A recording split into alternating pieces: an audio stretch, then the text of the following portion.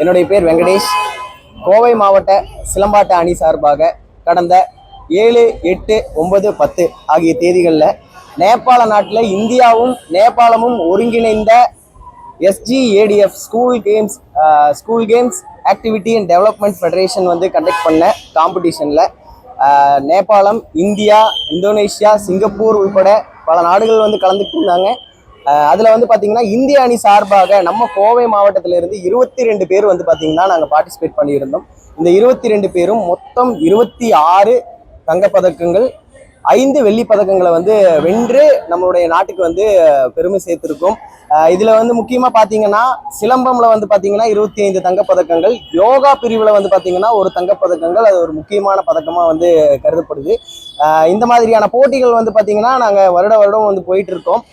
நம்ம அகாடமியிலே ஆகட்டும், நம்ம கோவை மாவட்டத்தில் பயிற்சி எடுக்கிறவங்களாகட்டும் ரொம்ப வீரியமாக இதுக்காகவே பார்த்தீங்கன்னா ஒரு வருட காலம் பயிற்சி எடுத்து அதுக்கான மாவட்ட விளையாட்டு, மாநில விளையாட்டுகள், தேசிய விளையாட்டுகளில் பங்கேற்று அதில் தகுதி பெற்று அதுக்கப்புறம் பார்த்தீங்கன்னா இந்த ஒரு சர்வதேச விளையாட்டுக்கு விளையாட வந்திருக்காங்க. இதன் மூலியமா கடந்த ஆண்டுகளில் எங்களுக்கு முதலமைச்சர் கோப்பை போட்டிகள், பள்ளி விளையாட்டுகளில் நடந்த போட்டிகள், இந்த மாதிரியான பிரைவேட் இந்த மாதிரியான அரசு சம்பந்தப்பட்ட போட்டிகள் நிறைய நடைபெற்றுச்சு. இப்போ புதிய அரசு ஏற்றிருக்காங்க.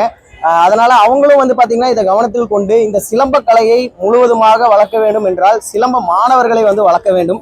அதனால இந்த மாணவர்கள் வளரும் என்றால் நீங்க நிறைய போட்டிகளை நடத்தணும். இந்த போட்டிகளுக்கான போக்குவரத்து செலவு, வழிச்செலவுகள், அதுக்கப்புறம் பார்த்தீங்கன்னா நிறைய செலவுகள் குழந்தைங்களுக்கு ஆகுது. அது பார்த்தீங்கன்னா மிகப்பெரிய சுமையா இருக்குது. இந்த சுமையை பார்த்தீங்கன்னா தமிழக அரசு கவனத்தில் கொண்டு இவங்களுக்கு தேவையான அந்த ஒரு பண உதவியோ பொருள் உதவியோ கொடுத்து உதவுனாங்கன்னா இன்னுமே பார்த்தீங்கன்னா நம்ம தமிழ்நாட்டில் மட்டும் இல்லாமல் இந்தியாவில் மட்டும் இல்லாமல் வேற வேற தேசங்களில் போய் நாங்கள் வெற்றி பெற்று வருவோம் அப்படின்றத பார்த்தீங்கன்னா நம்ம கோவை மாவட்ட வீரர்கள் சார்பாகவும் எங்களுடைய வெற்றி பெற்ற இந்த குழந்தைகள் சார்பாகவும் பார்த்தீங்கன்னா நாங்கள் சொல்லிக்கிறோம். நன்றி, வணக்கம். பார்ட்டிசிபேட் பண்ணியிருக்காங்க.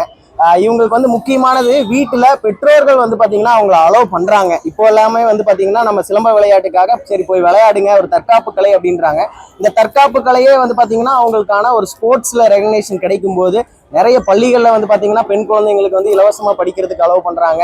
ஸ்போர்ட்ஸ் கோட்டாவில் நிறைய விஷயங்கள், வேலைகள் சம்மந்தப்பட்டமான விஷயங்கள் கிடைக்குது. இன்னைக்கு காலகட்டத்தில் பெண்களுக்கு பார்த்தீங்கன்னா ரொம்ப ரொம்ப முக்கியமானது இந்த தற்காப்பு கலை. இந்த கலையை கற்றுக்கிட்டோம் அப்படின்னு சொன்னா அவங்க தைரியமாக வெளியே நடமாடலாம். இப்போ அரசும் பார்த்தீங்கன்னா இந்த சட்ட ஒழுங்கு விஷயத்துல நிறைய கொண்டு வந்திருக்காங்க.